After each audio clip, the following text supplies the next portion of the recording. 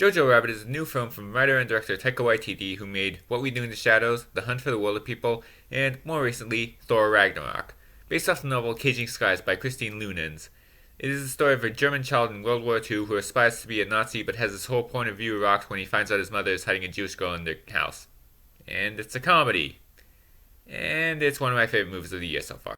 The concept of a comedy from the point of view of Nazis does run the risk of being tasteless, but this movie avoids that by never resorting to cheap shock value. It is a satire on the Nazis and on racism in general that makes both of these topics look ridiculous.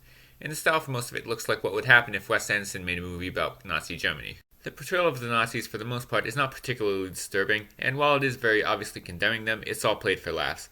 Even Hitler isn't scary, as the main character frequently imagines himself having conversations with the buffoonish version of him, played by Waititi himself. But despite this, there's still a sort of disturbing undertone when you think about it. It's about how people, particularly children, can be brainwashed into believing such things, even if they are absolutely ridiculous and pretty much rooted in fantasy. An idea that rings true even today. But it doesn't really get into the drama and reality of the setting until maybe 2/3 in, and when it does, it gets really dark and sad fast. And then we get to the increasingly dark and violent climax. It's less Wes Anderson and more Saving Private Ryan. There are a few moments of comic relief that come beforehand that don't exactly fit in as well, but fortunately when the shit hits the fan, they show a little more restraint with that. But the biggest of the few complaints I have with this movie is that the ending is a little too clean. I don't exactly want the movie to wallow in the main character's inevitable trauma, but it just seems a little too happy given the things that have happened beforehand.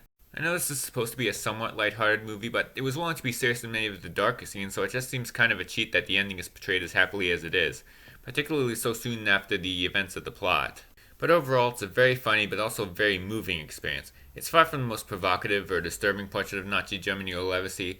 Obviously, it doesn't try to be, but it's a great lighthearted satire that, in the second half, isn't afraid to show the gravity of its subject matter.